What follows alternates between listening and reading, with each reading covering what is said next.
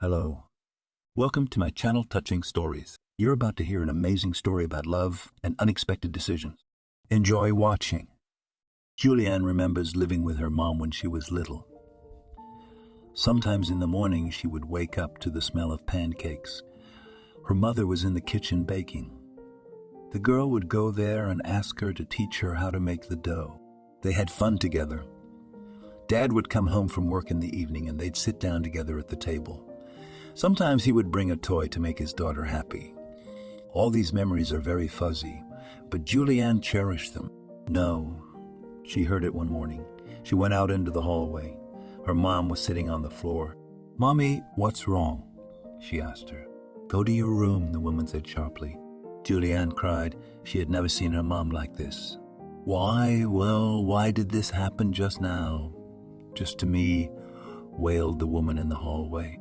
Little Juliana sat hugging the toy and didn't understand what could have happened to upset her mother like that. When some time had passed, the girl came out of her room. She moved carefully along the corridor, hearing that her mother was in the kitchen. "Can I come in?" she asked quietly. "Come in," was all her mother said in response. Julianne walked through, sat on a stool at the table. "Did something bad happen?" the girl tried to guess. "You're still small, and you do not understand," Mom stood back to her. She was cooking something. "I'm going to work," the man said that morning. He put on his shoes, opened the door, and went out. "What time are you coming?" his wife shouted after him. "I don't know yet, but I'll try to be back early," the husband answered her then. He never came back, but they called from work and said that the man was gone. What exactly had happened, no one knew. The woman was in pain, as if her heart had been ripped out of her chest. "Your father is no longer with us," she told her daughter. "What do you mean?" The girl didn't understand. "He died, did not just anything, Mother." "And what? Is he in heaven now watching us?" Juliana said. "Perhaps," shrugged the woman and sat down on a stool. She had to get ready for the funeral. Everything was falling apart. Nothing was working. Colleagues came, friends, neighbors, everyone helped. Juliana looked at all this. She understood that Daddy had died, but why all these people were here and what they were doing, she didn't know. After the cemetery was finished, all the people went to the dining room. There they were fed with soup, given a bun each, and all went home. "Mother, how long are you going to sit here?" Julianne came into the kitchen. "What do you want, you see?" "I have grief," the woman told her. "I understand." I wanted to cry, but she held on, afraid to upset her mother, and then went to her room. It went on day after day.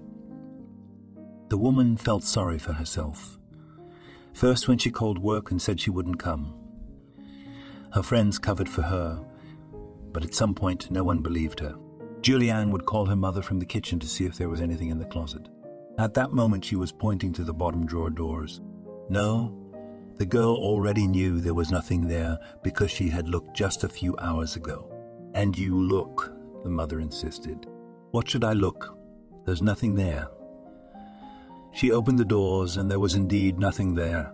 Mom had been fired from her job. Now there was no money at all. 6 months had passed since the funeral, during which time the woman had never stopped drinking. No one knew where she got the booze, but the neighbors heard her yelling at her daughter in the evening, hurting her. The girl even ran to her grandmother, who lived next door, a couple of times. She took pity on her, fed her, but one day an angry, drunken woman knocked on the door. "Where is my daughter?" she said angrily to the old woman. "You look at yourself, but what do you look like?" began to reprimand her neighbor. "It's none of your business." She grabbed Juliana by the arm and they went home. There the mother punished the girl. It turned out that in this way she takes out her resentment and anger. The neighbor couldn't stand it and called the guardianship office. "Hello." They came to her first. "Good evening. Come on. I'll show you something." With a firm step, the grandmother went to the door where the girl lived. A mother and daughter live in this apartment.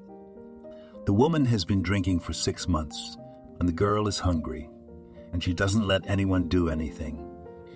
The grandmother told the women who arrived. They entered the house, saw how unsanitary it was. They looked at the girl who had not washed or changed her clothes for a long time. Naturally, they had to take her away from her mother. After the trial, Juliana's mother was deprived of parental rights. Now the girl had to go to an orphanage. "Will I not be abused there?" she asked her escort on the way. "No way. It's good there," they told her. "Will I have friends there?" Juliana asked. "Of course you will. There are a lot of kids there." The woman who sat next to her felt sorry for the girl. She imagined how a home child would end up in an orphanage. Juliana walked into the room where there were 3 other girls. "Hi," she said in a friendly way, but no one paid any attention to her. "Why aren't you talking to me?" the girl asked them naively. "Leave me alone." "Ah, you were sent here. Take the bed and don't talk," they said angrily. Julianne looked where there was a free bed, sat on it. She didn't know at all what to do or how to be. From this day on, she was starting to have a completely different life. "Hello, can I ask you a question?" In the morning, she said to the teacher passing by. Tonight, Julianne was very cold and wanted to ask for a second blanket, but she didn't know who to ask. She never dared to leave the room. They came to the dining hall. What they were fed, it was very good, although the other children didn't think so. But compared to having nothing at home, it was delicious. The girl finished every last crumb because she was afraid that they would not give her any more. The girl was lonely. No one socialized with her. But Juliana did not pay attention to it. The main thing was to be nourished and warm. The girl liked to walk in the yard, but she did not play with everyone together. She saw a little kitten near the fence, approached it, but the animal was scared and ran out of the orphanage. "Come to me, don't be afraid." She held out her hands to it. Perhaps the kitten felt the warmth and friendliness of the girl, so he came to her. "Now I'll bring you something to eat." She rushed towards the canteen building. She knew she had half a piece of bread hidden there. "Here, little one, eat." She gave him bread, but the kitten only sniffed and did not eat. "I understand that you don't want bread, but I have nothing else," sighed the girl. "What are you doing here?" The teacher came up to her. "Look how cute," she pointed at the kitten. "Well, do not touch in case he is lousy," screamed the woman. "Why do you immediately think bad? He's a stray like the rest of us." Julianne's eyes became sad. "Get up. Let's go to the others." She held out her hand. "Don't worry, little one. I'll come to you tomorrow." She looked at the kitten and went with the caretaker. "Julianatrice," she heard in her direction. Enough with the name. Calling, she hated to hear such a thing said to her. She sat on the bench for the rest of the walk. After that, they went to the building. "Why do you always sit on that window?" the girls asked her. "I look," she answered simply. "And what do you see?" They laughed at her. "Leave it alone." Julianne didn't want to talk to them. The next day, in the dining hall, when they were fed lunch, they were given pilaf, which had some meat in it. Julianne carefully scooped the meat out of the rice, folded it into a napkin, and put it in her pocket. She wanted to go and feed the kitten today, not with bread anymore. They left the building. Everyone ran to the allotment, and Julianne walked quietly. When she saw that no one could see her anymore, she came again to the place where the kitten had been yesterday. "Come here, little one," she called to him. Strangely enough, the kitten was still there. At first, like yesterday, he didn't want to come over, but when Julianne unfolded the napkin, apparently he heard the smell of meat. He came over. "Eat, good, eat," she stroked him. The kitten quickly ate everything and immediately ran. "Where are you going?" Julianne only managed to shout in his wake, but he was already behind the fence again. The girl looked around, saw that no one was watching her. She climbed the fence, wanted to catch the kitten, but it was so fast that Juliana could not find it. When she went back to the fence, she noticed a woman sitting under a bush. She approached her, and it turned out to be her grandmother. "Why are you sitting here?" She touched her. She didn't answer. Julianne got scared. She might not be alive anymore. "Grandma, wake up." The girl touched her shoulder again. The woman opened her eyes and moaned. "What's wrong?" Julianne looked at her with her childlike and pure eyes. "Do you have anything to eat?" the woman asked. "Food?" She began to search her pockets. "No, unfortunately, there is nothing. She looked at the napkin that was lying on the orphanage ground. "It's a pity," the woman said. "Wait. I'll be right back." The girl climbed over the fence and again rushed to the dining room. She realized that she could be seen, but the man's life was more important to her. Julianne reached into her stash again, where there was a small piece of bread, pulled it out, and ran back outside. "Here. Look what I brought you." She held out the piece of bread to her. The woman took it and ate it greedily. "Thank you, girl," she told her. "Why are you sitting here?" Julianne wondered. "Because all people should live at home." "It's a long story and you're too young to understand," said the woman. "If you want, come back tomorrow at lunchtime. I'll bring you something again," Julianne said. "Okay." The woman closed her eyes again. No one noticed the girl today. She returned to the station, also sat on the bench, and went into the enclosure. "Where were you today?" the girls asked her. "What do you care?" Julianne was afraid that if they noticed her complaint, then she would be punished, and she would not be able to go out. "If we tell the teacher, then you'll be in trouble," they told her. Tell whoever you want. Julianne thought that if she was afraid or confessed now, the girls would tell her everything. The next day, in the dining hall, she had already hidden more bread so she could take it out later. She also took the jar of jam she had been given for breakfast today. When out for a walk again, she went to the same place again. First she fed the kitten, then she met her grandmother. "Grandma, are you here?" whispered Julianne, in the place where she had spoken to the woman yesterday. "What?" came the reply. "It's me, Juliana. Remember, I brought you bread yesterday," she said, but she was afraid to climb over the fence. Now Julianne saw the woman shift heavily, stand up, and walk over to the grate. "Here. Look," she handed her 2 pieces of bread and a jar of jam. "Thank you, baby," the woman said in a hoarse voice. Surely Julianne looked around. She was very afraid that they would be noticed here. Now she took a step between the bars again, and she was already on the other side with her grandmother. They went behind the same bushes where they had printed out the jam, spread it on a piece, and the old lady ate it all with pleasure. "I'd like some tea now." She stretched out. "Tell me, why are you here?" Julianne was still wondering. "It so happened that I was left alone, and now I have to get by on whatever God sends," the woman said, while she was still finishing her bread. "You know, I was here not so long ago, too. It was good until my father left," she told the woman. "What's your name?" the grandmother asked. "Juliana," the girl answered simply. "That's a beautiful name," said the woman, "and I'm Leslie. You know, I should go, because if they notice I'm not here, they might punish me," the girl told her and stood up. "Sure, run," Leslie tried to smile, but she wasn't very good at it. Julianne climbed the fence again, promised the woman she would come again tomorrow, and ran to her station. "Where have you been again?" the teacher snapped at her. "Nowhere. Just here walking on the paths," looked around the girl. "On what paths? You should be with everyone in the sight," the woman was indignant. "Please don't just complain about me. I won't run off anywhere else," Juliana pleaded with her. "I thought you were a good girl, being quiet, doing nothing.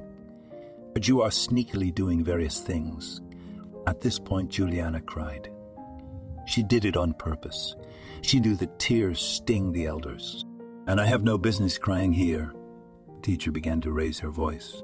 Again they were in the building. The girls were laughing. The boys were calling her names, but Juliana didn't react to anyone. She waited for the next day, when she would meet her grandmother. The girl had fantasized something that no one could have imagined. She thought it was her grandmother. She had found her here and was coming to see her on purpose. Perhaps the principal doesn't give it to her grandmother, because she is old and she can't admit it. With these thoughts, the girl did everything. She hid the bread in the canteen so that she could take it later and no one would know about it. "Hello," came the woman in the white cap into the principal's office. "Stacy, hello. What are you doing here?" Was very surprised at the woman because the cooks never came up to her. She could go to the cafeteria and ask them something, but she had never had them come to her. "You see, some of the kids are hiding food because there are mice in the cafeteria," she complained. "What?" Why would they hide food? Don't they have enough? The woman didn't understand. I don't know whether they have enough or not, but I ask you to deal with it, the cook insisted. I promise you that measures will be taken and the culprit will be punished. Sarah stood up and started walking around the office. After that, she called a meeting between the caretakers. So, the canteen came to me today and said that there were mice in the canteen. Most likely, this is possible because some of the children are hiding food.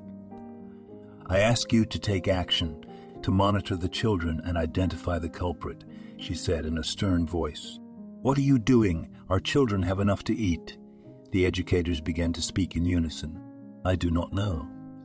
Enough. Not enough, but the fact remains that if the culprit is not found, we will clean the dining room ourselves. She said, looked at everyone, and sat down at her desk. Okay, that's clear. The teachers nodded their heads. And now, thank you all. You can go to your workplaces, Sarah said.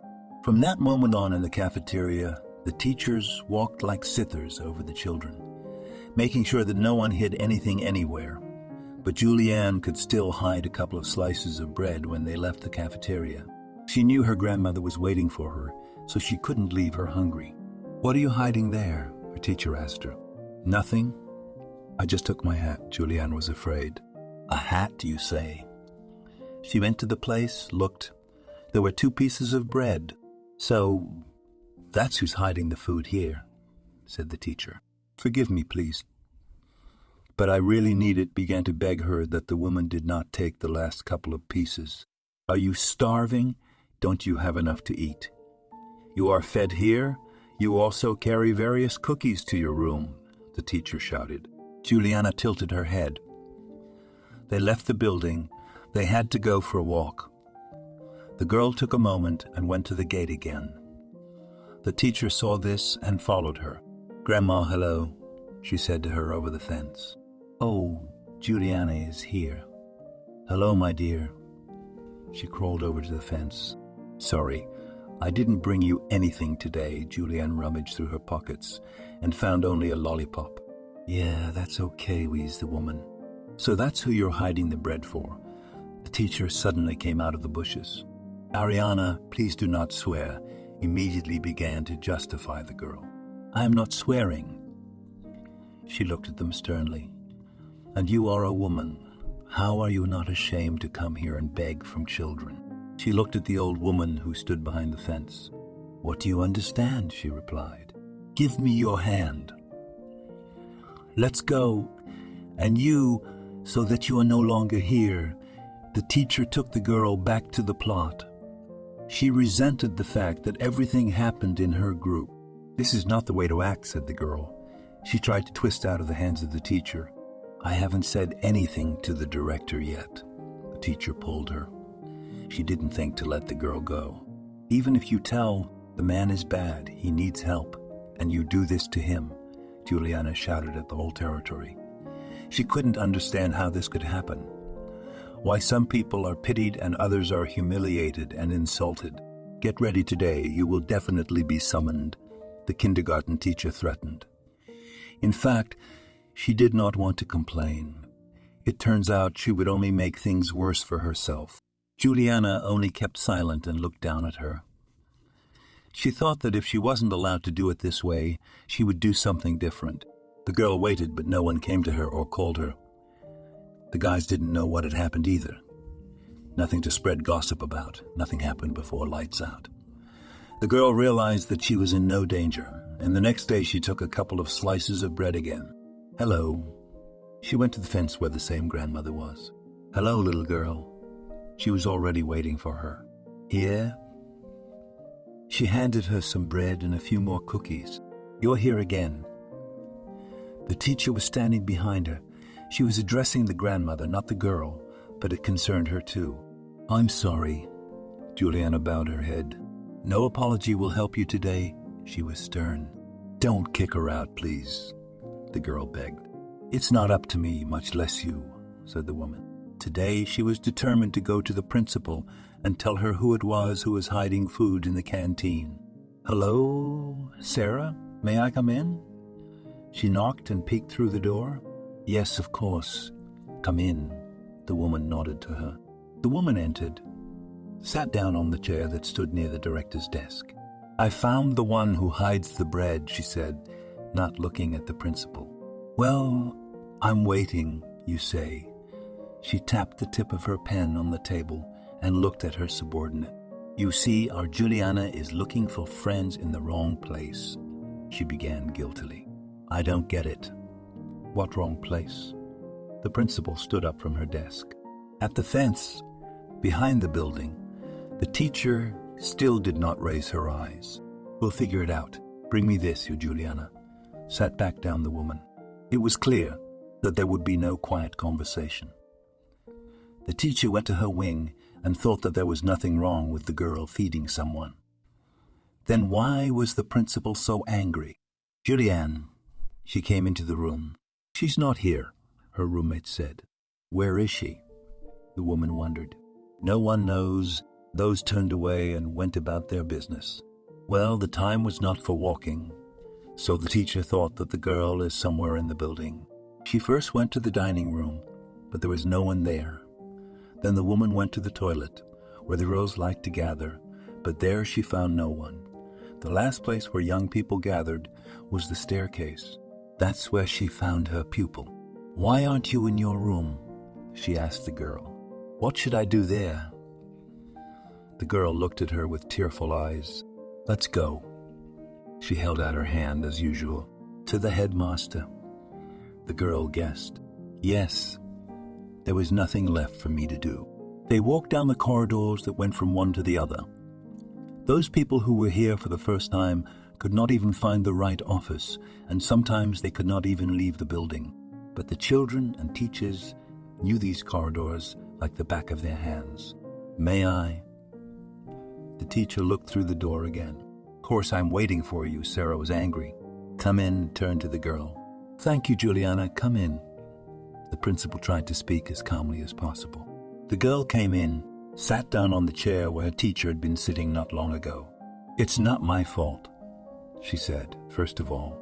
Nobody is accusing you of anything yet. I just want to hear what's going on. Sarah said without raising her voice. Nothing. Julianne sat up and twisted her fingers. How come I know you're sneaking bread from the canteen, hiding it, and then carrying it around? Unbeknownst to anyone, the headmistress of the place said for her, if the bread stays, why can't it be shared? Raised and looked directly into the eyes of the woman girl. In them was so much pity. Of course you can, but it should not be done by you. There are special institutions that deal with this case, Sarah explained to her. I don't see anything wrong with helping an old lady. The girl stood her ground. Well, I think we have a deal, don't you? Leaned over the table and looked at her woman. Okay, said the one. But she was not going to change anything. After that, the girl left the office. There was a teacher waiting for her. She brought her to the room where she left her. Juliana got smarter. She found another place to hide some food. Are you here? She came to the fence as usual. Yes, dear, she heard her grandmother grunting. Any other person would have wondered why this woman was here and not leaving. But the girl didn't care. Here. She took out of her pocket 2 pieces of bread, and also today she managed to take cheese. Wow, that's a royal lunch, Leslie said. Julianne laughed at what her grandmother was saying. She made it sound so funny. Some words the girl just didn't understand. Everything seemed funny to her. You're at it again. She heard a voice from behind her. The teacher was walking towards her again. Are you following me? Juliana got up from the ground. I'll let you know where you need to go. The woman leaned against the fence and said these words to the old woman. You don't have to touch her, the girl asked. And you are now going to the principal's office again. Could not restrain anger educator. Well, and let it be, the more forbidden, the more you want to come here. For her age, the girl was bold and smart. And again they wandered through the corridors. Finally they came to the office.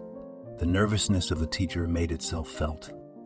She didn't knock, just opened the door, shoved the girl in, and stood behind them. Julianne, you again? Sarah looked at her in surprise. You can't stop me from socializing with whoever I want. She cocked her head.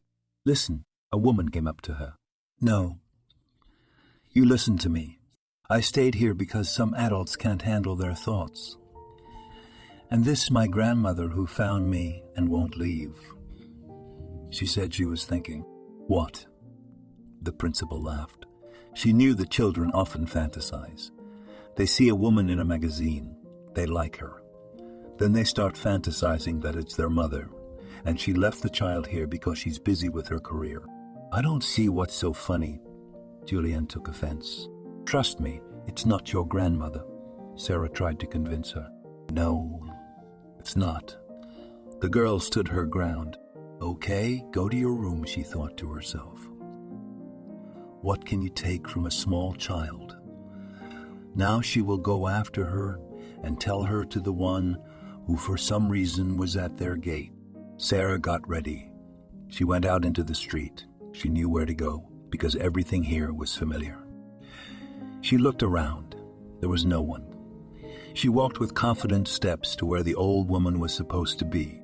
As the woman approached, she saw that there was someone in the bushes. There were some blankets, boxes. She took in a lot of air and came over. Excuse me, can I ask you what you're doing here? She said loudly so she could be heard. What? The grandmother turned to her. At that moment, the woman's eyes widened and she could barely stay on her feet. What's wrong with you, Sarah? The teacher saw the headmistress go to the place where she had caught the girl many times before. And now, as she staggered, she rushed to her aid. Help! The principal leaned on her. Yes, of course, let's go. She looked back at the grandmother and made a displeased face. They walked in silence, and it could be heard that Sarah couldn't breathe properly. It was like she was having some kind of attack. They reached the doctor's office. Her blood pressure was off the charts, and they put her on the couch to calm her down. What happened? Wondered the doctor. Everything is normal. Now I will calm down, promised the one. And indeed, it was not long before the woman calmed down. She got up, thanked everyone, and went back to her office. The old woman who was under the fence was also surprised when the woman felt sick. She didn't do anything, didn't say anything. Then why it happened? Leslie was constantly thinking about her life. Why things happened the way they did where she made a mistake. Leslie, are you going to the dance tonight? She kept hearing from the guys. I'm going, but not with you, she answered each one. The girl was beautiful. A lot of guys ran after her. She wasn't proud of it. On the contrary, sometimes she thought it only hindered her. Hi, she saw John every day. He was her neighbor. Oh, it's you. He was chopping wood and sometimes glanced at the girl. Why does everyone call me to the dance, and you're the only one who always passes me by? She laughed to cover her shyness. That's because of the fact that all call, I and do not fit. I need a caring and economic wife, he said judiciously. So immediately and wife, she laughed again. Why? He stopped. So young we are still to think about it. John began to collect the chopped logs and take them under the shed in the woodpile. Need a hand. Leslie came running up to him at once. I can do it myself. He turned away and walked away. All right. Leslie stomped her foot and went into the house. There was nothing she could do to make John like her, and she wanted to. What? You're turning me down again. Mom laughed at her. She was an old woman. Leslie always regretted that she'd given birth to her late. Mom, don't start. The girl was already in a bad way. You don't need this, John. Look how many suitors you have around you. You can take anyone you want. Her mother looked out the window. Two young men were sitting on the stoop. She knew they were waiting there for her daughter. I don't want anyone but John. The girl stood her ground. All right, as you wish. The woman waved her hand. She realized that her daughter had a stubborn character, and she would do whatever she needed to do. This conversation had passed between them when Leslie was still in high school. She was just finishing her last grade. Naturally, she was in no hurry to get married. She was just enjoying herself. "Oh, look, there she goes," Phil said. "She's the envy of you," Leslie looked back. "She's talking." They looked away. No one liked Leslie in the village. She fought off guys from girls. They just left on their own. But the girl didn't want to be with them because she loved one. "John, let's go out," she begged him. "Leslie, stop groveling. I don't love you," he told her. Well, why? All love and you one stubborn could not understand the girl. Everything. "Do not interfere with my work." He was again engaged in household chores. There was no sign of trouble. Leslie finished school, did not go anywhere to study. She knew that everything would be fine without it. Her husband would work and provide for her. Now she lived with her mom. She hadn't worked anywhere yet. They called her to the farm, but she wouldn't go, to the post office, to the nurse's station, but she didn't like it everywhere. "Leslie," her mom yelled at her. "She's been lying down more and more lately." "What?" She didn't like being called that. "Get some water." The woman was sick. Leslie did everything her mom told her. She had no idea that in 6 months the woman would be gone. "John, help," Leslie came running to him. What was the matter? He resented her just barging into his house like that. Mom, she was silent, tears rolling down her cheeks. She was dead. "Why don't you say something? Let's go." He ran ahead of her into the house. They got everything done. John was everywhere by Leslie's side. She would have been glad now if the situation had been different, but grief overshadowed everything. "Why didn't I listen to her?" cried the girl. "Leslie, calm down." She was hurting. It was to be expected. John stroked her hair and hugged her with his other arm. "Why are you always so callous now you're so emotional?" She looked up at him. "You're in grief and there's no one around." He didn't understand the question. "Thank you." She snuggled into his chest. "Everything will be all right," he repeated. After the funeral, everything was done as it should be. Leslie looked better every day. John supported her. "Come and visit. Today is 9 days since Mom's gone," she told him. "Okay, I'll come over tonight," he smiled. Some spark flashed in Leslie's heart that she had a chance to get this man. They were sitting in the kitchen. The girl was feeding pies to the young man. He ate and praised her for her delicious cooking. "Why do you behave like this towards me?" she asked him. "How?" He continued to eat. She stared at him, unable to take her eyes off him. "Leslie, don't start," he grimaced. "You know how much I'm going to love you. No one's ever loved anyone like that." She sat closer. "Look, if this keeps going on like this, I just won't come over anymore, and I won't socialize." He stood up. Okay, I get it." She was ready to cry. John sipped some more tea, and after that, he headed home. Leslie saw him off, but he only let her go as far as the gate. And there it was left for him to go outside and go into his wicket. "Nadyushka, are you going somewhere?" Another neighbor shouted to her as she walked with her suitcase to the station. "Yes, I decided to go to the city. Maybe I'll find happiness there," she was telling the truth. The girl got on the bus. She thought that everything would be different for her now. No one was waiting for her in the city. She didn't know what to do, where to go. On the first day, she got a job at the train station with an aunt. "Hello?" She looked her in the eye. "Hi." She was cheerful. "Do you know where I could sleep tonight?" Leslie asked her. "If you want, I'll let you in for 1 or 2 nights," she laughed. "That would be just enough for me," the girl replied, thinking that in a couple of days she would find someone. "Let's go then," she waved her hand. They walked along the road from the station. There was a small house nearby. It turned out that that was where the woman lived. "Oh." Leslie went inside. It was so dirty and the smell was no better. "It's okay. You'll get used to it soon." "It's normal." The woman grinned. "Okay, I'm not saying anything," Leslie thought. "It's better this way or nothing at all." She went into the room. There was absolutely nowhere to sit down because everything is piled up with junk. "How do you live here?" she asked her new acquaintance. She went into the kitchen and started rattling something. When the girl went in there, she saw that there was a bottle on the table and mugs next to it. "Do you want some?" She nodded at what was on the table. No, the girl waved her hands. I will. The woman was not timid. Leslie stood a little longer in the kitchen of the dirty house, then thought, went out, and again went to the station. Better there than in that stinking kennel, she said on the way. The station building was spacious. You could sit there and even sleep. No one forbade it. Leslie looked around. She could not understand what she would do tomorrow. Are you waiting for a bus or a train? A policeman approached her. Yes, I have it in the morning, and there is nowhere to go. The girl lied. Okay, the one went on. In the morning, the girl was broken. She went out on the street. What to do, where to go. She did not know. Then Leslie decided to try her luck and get a job. When she came to the city, she went into one of the stores. Hello, and you do not need workers? She asked. Sorry. The saleswoman waved her hands.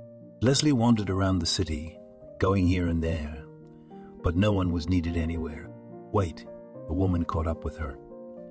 Leslie had just stopped by to ask her about a job. Yeah, the girl turned around. I think one of the stores downtown needed a cleaner. She told her the address. Thank you, Leslie thanked. She was so tired and exhausted that she wanted to sit down somewhere, or better to lie down. And indeed, the store offered her a job, not paying much, but they gave her a small room to spend her time in. Every morning, Leslie went to work. She washed the floors, wiped the windows. It was a lot of work, but the girl liked it. She was always in the midst of something beautiful. In the evening, she could walk around, look at dresses, toys, and everything else. You could say she was a free watchman. How are you doing? The store manager called her in one day. I'm fine. Thank you, she smiled. I'm happy with the way you work, too. He was filling out some forms. Should I go? Leslie asked. Yes. If you are doing well, you can go, he nodded. The girl was happy. She was living in the city, working in a normal place, albeit in such a position. How long have you been here? One day a car arrived. Young guys were unloading goods. Yes, 6 months. The girl started flirting in front of him. Why don't we go somewhere? He didn't look at her. Leslie was flattered that someone paid attention to her. Oh, I forgot. He scratched the back of his head. Mickey. And I'm Leslie. She blushed. Nice. The guy finished his work, now waiting to see what the girl would say. Where would you like to go? She sort of reminded him of what he had just asked. To the movies. He looked at her straight for the first time. Okay, when? She hoped he was the one she'd work things out with. Hook up here in the city, and then things would go from there. She and Mickey went out the next night after a movie they'd both enjoyed. They talked, joked, laughed. Leslie, though she was arrogant, accepted Mickey. She thought that if he was a city boy, then everything should work out. That's it, John. You'll see, and you'll wish you'd never hung out with me, she said in her cubicle when she got back from her walk. They agreed with Mickey that they would meet the next day. As it happened, the guy was back at her store at the appointed time, walking and talking and everything else. Would you marry me? He asked her. Look, I'd love to, but it's too early to talk about it, she replied. And she thought he was going to turn his back on her. Okay, I'm willing to wait. He was open. The girl liked that. Okay, sure. If no one had judged her or thought anything of it, she would have happily agreed right away. But that was it. Mickey would have told her himself after a while. Let's go. He gave her his hand. I wanted to ask you about your parents. She was embarrassed when she said it. What to ask? I'll introduce you to your mom soon. Mickey was a simple guy. That's why he said everything directly. Hello. A few weeks later, they were sitting at a young man's house, and she brought, look how russetized, the woman said. Mom, Mickey was ashamed of the woman. What, Mom? She snorted. She didn't like the girl at all. Leslie sat through the whole evening. She didn't like what the woman was saying to her, but she put up with it because she wanted to be with Mickey. That's it. We're off. The guy stood up, offering his hand to the girl. I'm never coming here again, she said. And how are we going to live besides my mother's apartment? I have nothing else, he was surprised. Okay, we'll see. She waved her hand. Cats were scratching at her heart, but she didn't show it. Leslie went back to her den. Somewhere inside there was an unpleasant residue from meeting the woman who was closest to Mickey. 6 months passed. The young man and the girl kept seeing each other. She went to visit him. She tried not to communicate with her mother anymore. But she still meddled in their affairs. Finally, Mickey proposed to Leslie, and she accepted. "When are we getting married?" asked the groom. "To be. I don't care. I'll follow you anywhere and anytime," she told him. It was decided not to delay and make the holiday in a month. It was the beginning of spring, but nobody cared. "We'll live at my place. You'll get used to it," Mickey said unequivocally. Good. Leslie knew that if she became a wife, she wouldn't let herself be offended. The boy's mother had been so resentful of her son for disobeying her, she'd stopped talking to both of them. "That's good," Leslie coaxed. They weren't living such a happy life. Leslie urgently needed to go to the village to show her fellow villagers that she and in the city has made her way. Found a fiancé, got a job. "Mickey, will you go to see where I lived, where my house stands?" she asked her husband. Of course, he was ready to fulfill her every wish, and so they got off the bus, all young and beautiful. "Oh, Leslie Samomo, groom what city found," said grandmothers after. "Yeah, but," she turned to them. "Well, go, show off in front of everyone." They encouraged her, and again she saw those envious looks, thinking that she was higher than everyone here. They came to her gate. Leslie wanted, as before, to stand on the step, to look into the neighbor's yard, to say something. But when she looked at her husband, she thought better of it. "Leslie, hello." One of the village girls saw her. "Zena, why are you surprised?" "Yes, I married John," she said, as if bragging to the neighbor. "Whatever." Leslie was angry with them. She dragged Mickey into the house. The place had gotten empty and dusty while she'd been gone, and she needed a new place to live. "This is where I used to live." She spread her arms out to the sides and even spun around a bit. "I see you were not the last person in the village," he told her. "Oh, come on." She didn't want anyone to talk about it now. "How long will we be here?" her husband asked. "No, we'll drive back tomorrow," Leslie said. "Oh," he's sitting down. "You were gonna stay a week or two." "Yes, I did, but now I've changed my mind." She remembered Diana's face, and she frowned. Since John was married, she had no business being here. They went back to the city. Leslie's life was a mess. Her mother-in-law was always saying things, pushing her around. Mickey started drinking a couple years after the wedding. Their marriage lasted 8 years, then they split up. No one minded. Leslie decided she would drive back to the village. Nothing was sweet to her here. So she did. She arrived. She was back at the same house where her childhood and the rest of her time in the village had passed. "Hello, house." She entered the yard. After that, she looked at the neighboring house, but immediately turned away. She didn't want to think about bad things. Leslie thought that it would be necessary to get a job, anywhere, as long as there was some income. "Hey, is there a job at the farm?" She went there this morning. "Sure, they're always in need of hands," she shouted. "Then you can count on me," Leslie was confident in her abilities. "You can start right away," the forewoman said. "That's fine." The girl went inside. "Why are you back?" another worker asked her. "Yes, there is nothing to do there. With my husband separated." "What to catch there?" Leslie said, so casually that it seemed to be true. "Okay, have you seen John?" she asked. "No." "Why do you ask?" Leslie knew that many people knew how she loved her neighbor, but he was married. "Don't you?" wondered the woman. "No." "Why are you talking in riddles? Can't you say it normally?" Leslie couldn't take it anymore. "So Diana died. Stopped working partner." "I don't get it." Leslie straightened up too. "Drowned. Her hubby didn't keep her safe." The woman pressed her lips together. Wow, he must be in pain, Leslie thought. She'd be sure to check in with her neighbor tonight. No one knows this one. He has become a beach. He sits in the house, does not communicate with anyone, the milkmaid told further gossip. Everything is clear. Leslie did not want to continue the conversation. She thought she would learn firsthand. In the evening she went, and immediately without any warning or anything else, entered the wicket to Jonah. The lights were on, so he was home. "Well, hello, John." She entered the house. He was sitting at the table with a full bottle on it. "What do you want?" He didn't even look up. "I came to support, as they say, neighborly." She sat down next to him. "Well, support." He poured her a glass of the same booze he used himself.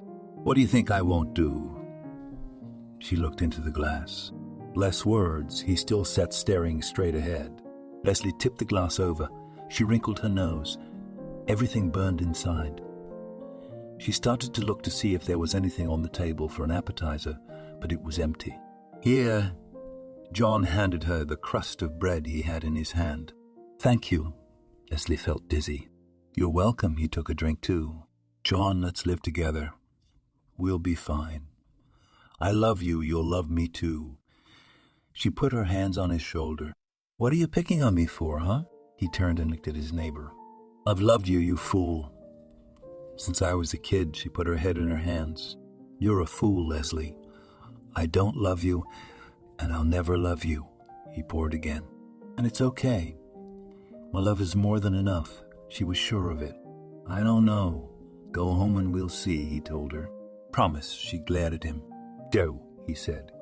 He raised his voice a little. "I'm leaving." She closed the door behind her.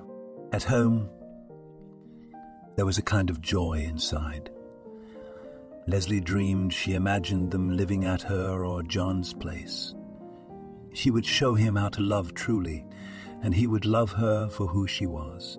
After that, every day, Leslie went to work and then went to John's house. He never accepted her. "You said you'd think about it. It's been a year. How can you not realize that I have nothing for you?" He sighed again. "Borechka and I do not need any feelings. Just be with me." She once again pressed against the man. "Okay, you've got it, but if anything, blame yourself." He turned to her. "Yes, I will do anything for you." She was sure of her words. The very next day, after this conversation, John told the girl to move in with him. Leslie did not think at all. She did not think at all. She did not even begin to take things. Thought that it could do at any moment, stayed at the man's place. You have no idea how long I dreamed about it.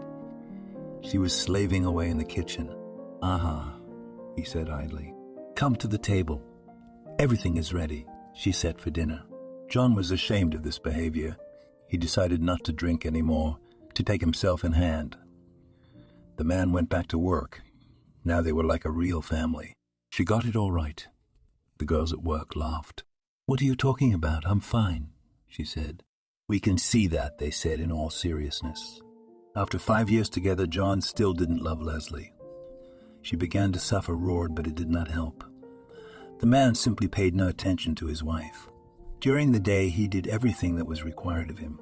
Sometimes even at night performed conjugal duty, but that's all. "Borechka, I'm expecting a baby." Leslie found out by accident. "Leslie, how can it be?" He was confused. "Aren't you happy?" She realized that if even this fact could not melt his heart, nothing would help. "No," he shook his head. But there was still some hope that when her husband saw the baby, he would come to his senses and his heart would melt. Pregnancy was hard. Leslie was sick. Some days she just couldn't get up. But for her John, she did whatever she needed to do. "Where have you been?" Her husband, for the umpteenth time, didn't come home on time. "Don't bother me," he asked her.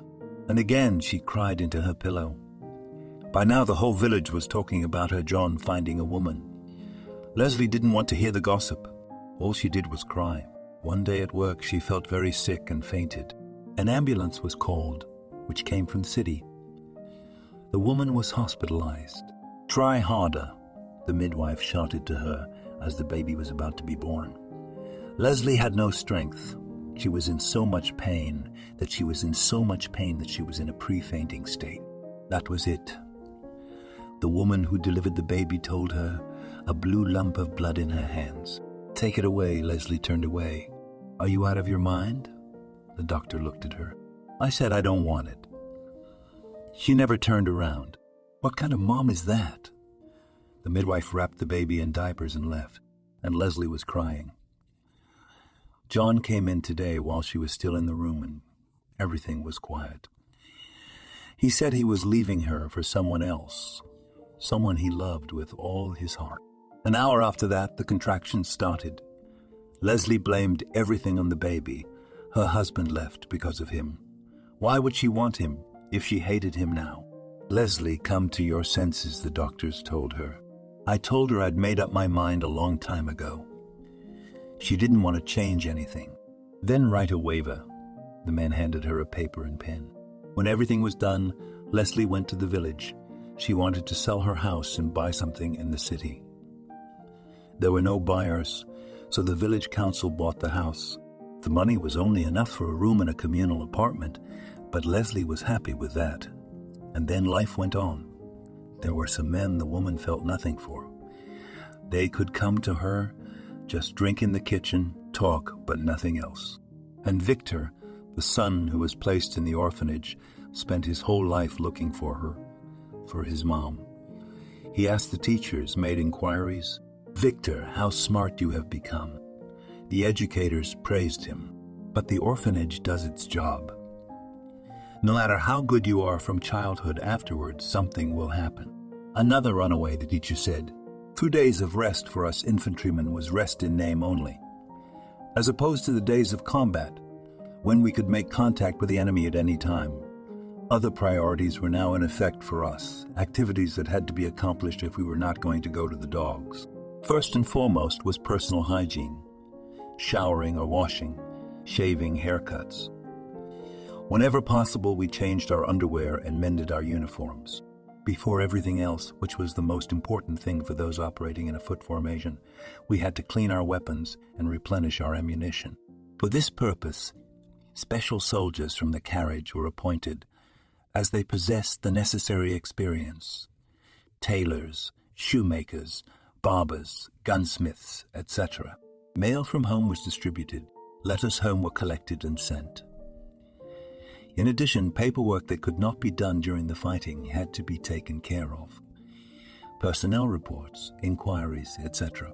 This was entrusted to the company Mommy Hauptfeldfeldhebel, who had to see to it that everything was done according to regulations. Enemy shells from the other side of the Volga rarely fell in our sector. Almost no action of enemy combat aviation was felt, not counting the night grinders, and the weather gods were still kind to us. The sky had not been clouded for days, except for the man-made clouds created by our military equipment. These clouds were huge gray-black veils of smoke enveloping the city. They were densest to the north of us, from where the sounds of fighting could be heard. The main Luftwaffe operations also took place over that sector. There, the planes dropped their bombs with deadly stuffing. From a distance of about 6 kilometers from us, we could see iron beams flying into the air like broken matches. At a meeting of company commanders, headed by our battalion commander, held yesterday, we made it absolutely clear that with our present company strength, we were too weak to be used in the offensive. This was obvious to our commander as well, and we hoped to get replenishment before we were thrown into action again. I was sitting under the razor of Figaro, as we jokingly called the company barber. He had just finished cutting my hair when Marek handed me an order from the battalion, saying that tomorrow the regiment would be raised and moved to another sector. The battalion commander's order had details about the time of the move out, the order on the march for the battalions, and the order of movement of the companies in the battalion. After I finished getting cleaned up, I went with my messenger Nemetz to the battalion Kep. The first person I met there was the battalion adjutant, my friend Joachim Schuler. Greetings, Joshin. Service, but what about the transfer to another sector? You heard it yourself at the meeting last night, and you know it from our reports to the regiment how weak we are now. We can't even manage a flower pot with the handful of men we have. Do you see any sense in that? Joshin tried to reassure me. You're basically right, Bert. We also sent fractional data to the regiment and in the same vein. However, we were assured that we would only be replacing another division that was taking up positions in the barricade urban area. We would merely have to hold the position. For this period, our regiment would be transferred to the 24th Armored Division, and the 389th Infantry Division would be withdrawn from there and used in another area. I was skeptical. If we were taken out of a division in which we were a significant element, who would then care whether we were capable of attacking or whether our regiment should be replaced by another unit? I expressed my misgivings to my battalion commander, Major Weigert. He listened attentively, nodded in agreement, and, continuing to look at me intently, finally said, "Look, Hull, you shouldn't criticize the decisions of those above you. We've been given an order and we'll carry it out like Prussian. German soldiers. Is that clear to you?" I froze at attention. "Jawohl, Herr Major. I'm only looking after my soldiers," the Major replied, smiling. "We all care about them, Hull." After being briefed on the general situation, as far as battalion headquarters was able to do so, I reported that I was ready to perform and went back to my company. Hauptfeldfebel Michael, who was under his Gulaschkanon, was already aware that we were ordered to move out the next day. Our convoy would move out later and take its place somewhere behind the battalion's fighting order. Battalion Treasurer Knopp was responsible for this. From there, he would keep in touch with the companies. "Michel, send 2 wagons to the company tomorrow as soon as possible. I don't want our soldiers to have to carry too many unnecessary things. They'll take only the essentials since we have to be prepared for any surprises.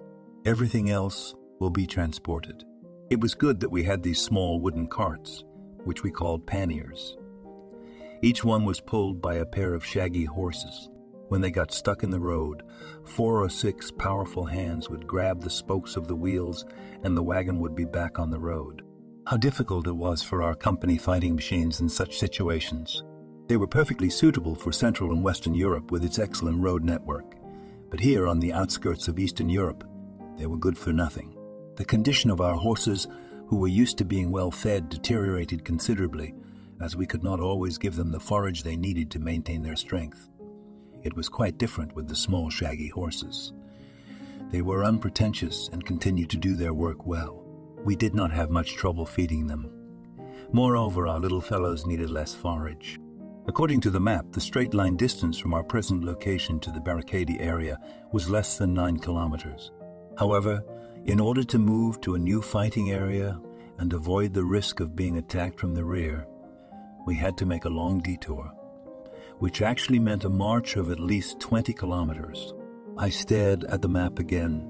In the very south of the city was located Elshanka, from where my comrades first entered Stalingrad. We were now at the mouth of the Tsaritsa River and had to go to the northern part of Stalingrad to the barricades. It would be damn hard for us nomads of the fields. Sept. 30. It was still dark when 2 coachmen arrived with pannier carts. We had plenty of time, which allowed us to start packing without hurry. Anything that we didn't absolutely need on the journey was to go by this transport. 1 cart turned out to be at the disposal of 2 of our 3 platoons. The 3rd platoon and my company's control section utilized the 2nd wagon. My special case weapons: explosive charges, a Russian anti-tank rifle, and a Russian automatic rifle, must now be at hand. 2 of our chewers, Peter and Paul, were attached each to his own wagon. They were glad to be going with us. They were especially happy and amazed that we all received the same food. Peter stated to Pavelek, "There are 5 different nutritional standards in the Red Army." I couldn't believe it. After all, the communists considered themselves an army of workers and peasants, another fairy tale. In any army, and in the Wehrmacht, there were different norms for different branches of the army, for officers and generals, etc. Ed. We were now ready to march to the designated rendezvous point in a dispersed formation to reduce the risk in case of air attack. The wagons were in the first and second thirds of our small column. Despite the small numbers, the unit stretched about 100 meters. I, with the messengers and Pavelek, marched in the vanguard, and non-commissioned Officer Rotter was in charge of the rear. Joshin was waiting for us near the former GP Women's Prison to talk to me briefly. Good morning, Bert. Good morning, Joshin. You may continue your march. The 5th Company just passed through. Lieutenant Wayne Gardner has a guide who knows the way exactly. Who's coming after us? Lieutenant Foo's 6th Company is next, and then Field Feeble Jacobs and his 8th Company. We'll go with the 8th Company. When all units start moving, the commander and I will go to the head of the column. All right, I'll see you later. Yeah, take care. I hurried back to my company. By this time, we were walking along the railroad toward the north, toward the center of town. The sounds of battle were getting louder. The biggest dark mushroom-shaped clouds of smoke were rising after the explosions. If you looked to the left, toward the railroad embankment, or at the ruined buildings on the right, our route could almost accurately be described as follows. It was literally asking to be blown to pieces, a perfect target for an aerial attack. Fortunately, we never saw any enemy aircraft in our sector during daylight hours. We maintained visual contact with the tail of the 5th Company column in front of us. In this way, we were spared the burden paying special attention to the route of our movement. Major Waggett and Lieutenant Schuler passed us on a motorcycle with a sidecar. Toward us were some rear units with their transports. They were not part of the 94th Infantry Division. A few trucks were also trying to pass to the rear in low gear. But what is it? Ahead, the column split right and left. Aircraft machine guns and cannons struck along the road. I yelled at the top of my voice, "Enemy aircraft attacking from the front. Take cover." However, my comrades, like myself, had already learned about the planes. And now, while I was still shouting my orders, they tried to duck into cover as soon as possible. The whole episode only lasted a few seconds. It was like being in a nightmare. We came out of it with 2 wounded by shrapnel from air cannon shells. Fortunately, their wounds were very light and only required dressing in the field. Both remained with the unit. After a short rest, we moved on. The direction of march had changed. We turned from a northerly direction to a northwesterly. The railroad embankment was far behind us. The view was better now. Only occasionally did we have to pass stone buildings. The western part of the town consisted almost entirely of wooden or mud brick houses. Some of them were still standing, but most could only be identified by the protruding stovepipes. The rest had burned and collapsed. By about noon, we had crossed a large, deep ditch, and beyond it, an ancient defensive rampart. This ditch and rampart was labeled on our maps as the Tatar Rampart. I did not know what historical period it belonged to, but if I had the opportunity, I would certainly find out something about it. We crossed another railroad track that ran roughly in an east-west direction. It seemed to stretch out from the center of town. In front of us was now another graveyard of stovepipes, as well as several partially destroyed huts. Most likely this was the residential neighborhood of Red October. Now we were moving almost strictly to the north. The noise of fighting was heard from the Volga side, that is, to the right and also to the left. Even with a lightning-fast surprise attack by the Russian stormtroopers, we were still lucky. Since the terrain here sloped somewhat toward the city and the Volga, we could observe carpet bombing by our Luftwaffe forces, right on the march. The main targets of the aircraft were the Red October and Barricade factories. Despite all the fierce enemy resistance, I was convinced that our 6th Army would be able to take the city. We must capture it before the weather changes.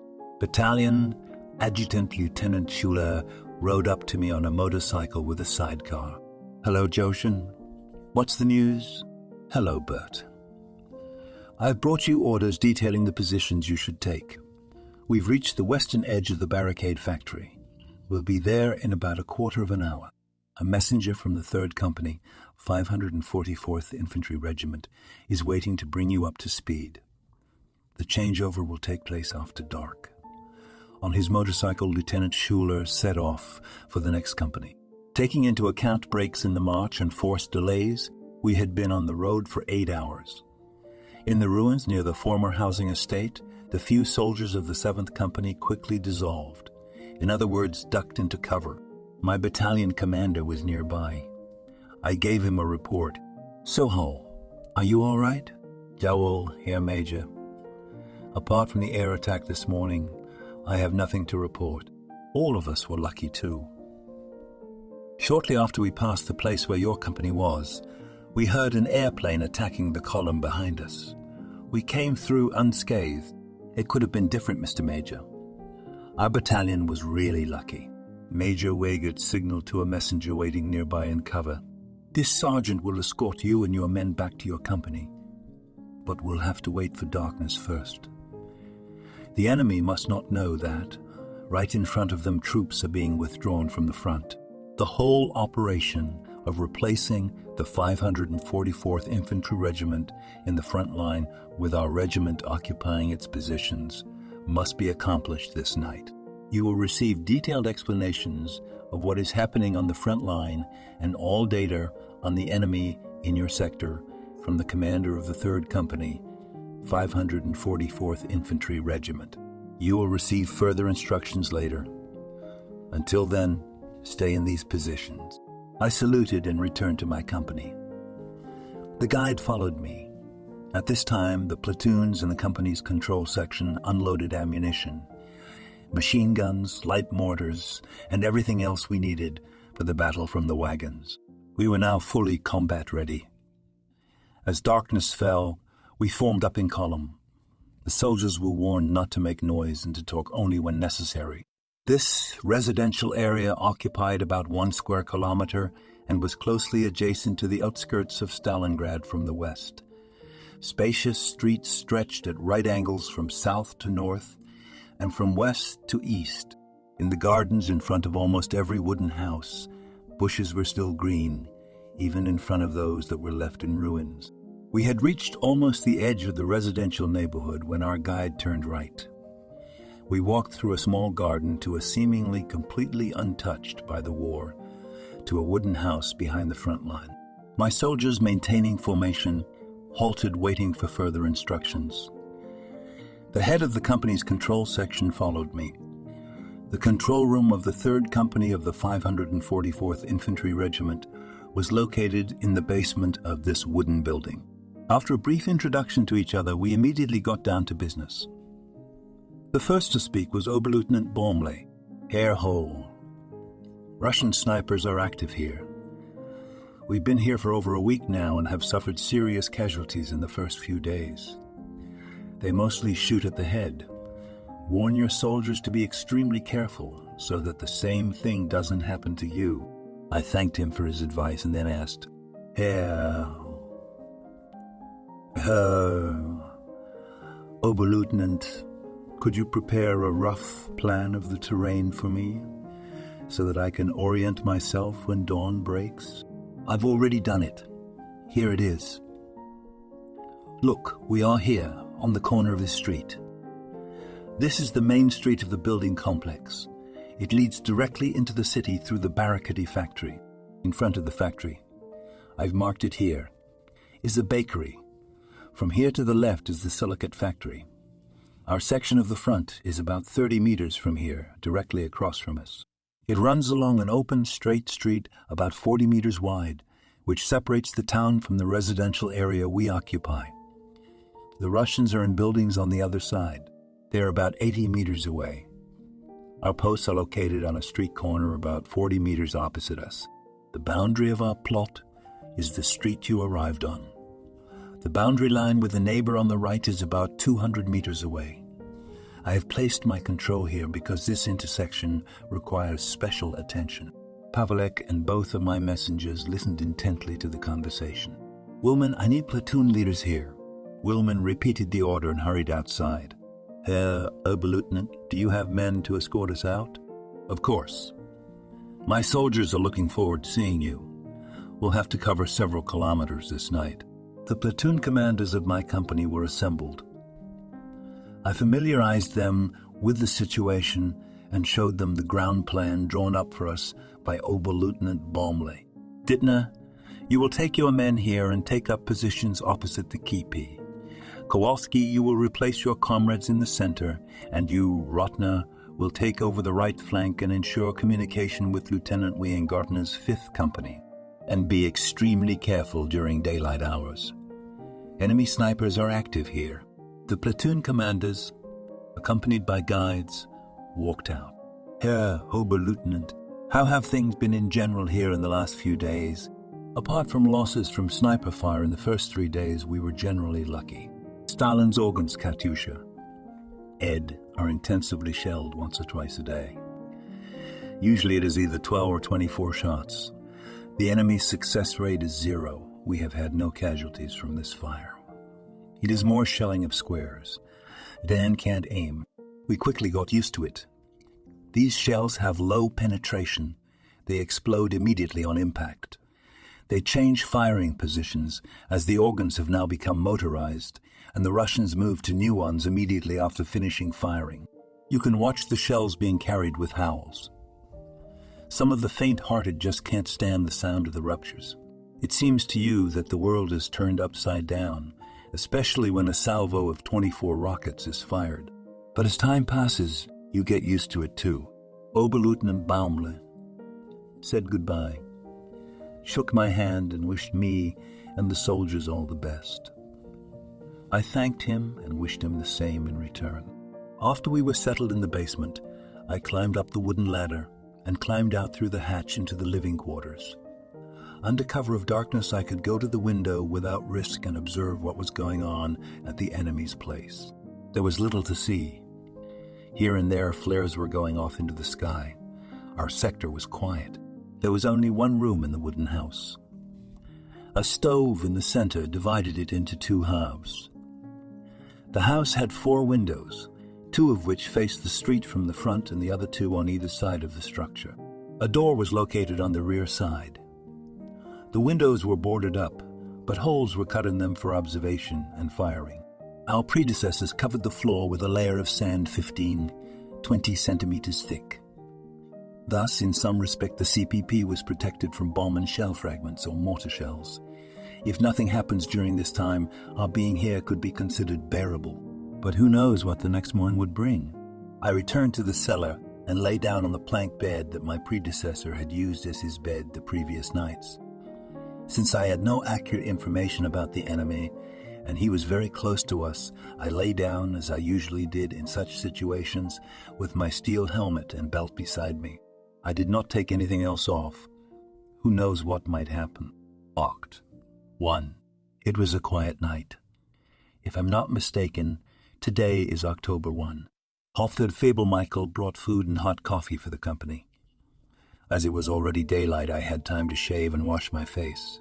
Non-commissioned officer Pavelek had sent Ober Ephraim Willman upstairs to observe the enemy positions.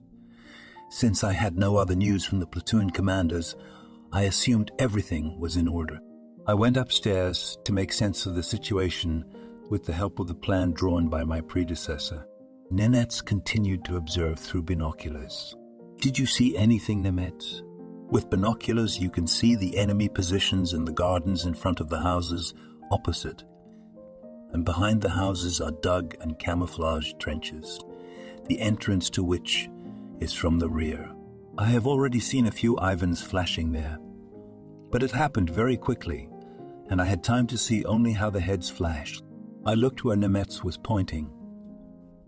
He was right. The enemy was entrenched opposite us and well camouflaged. The next night, if necessary, our soldiers should do the same.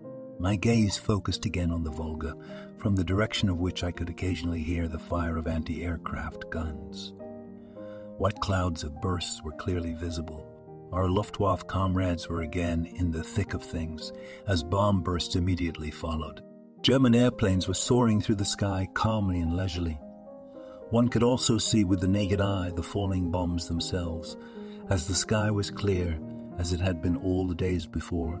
Then one could see various objects whirling up into the sky. It was only after that that the sounds of bombs bursting were heard. When you watch something like this happening just a few kilometers away, and you don't have to be a part of it, you're glad you weren't in the midst of it all. If the gardens and shrubs around here were larger and gave more protection from observation, our side would have had more opportunity to camouflage itself.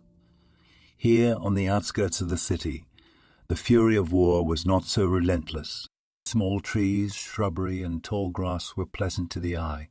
The fierce fighting nevertheless left no time for lazy contemplation. We had to be alert every second because carelessness meant death or serious injury. The seeming peace was deceptive. A few aimed shots from the enemy confirmed that they had snipers. But what they could do, we could do. I was looking for a suitable hidden spot from where I intended to give them my answer tomorrow. Even if I didn't have a rifle with a telescopic sight, I could prove that I hadn't lost my aiming skills after a year of service. It was already approaching noon. I turned to the rear and began to note the most important landmarks very carefully. Focusing my hearing on the howling of the Russian organ, I looked in the right direction.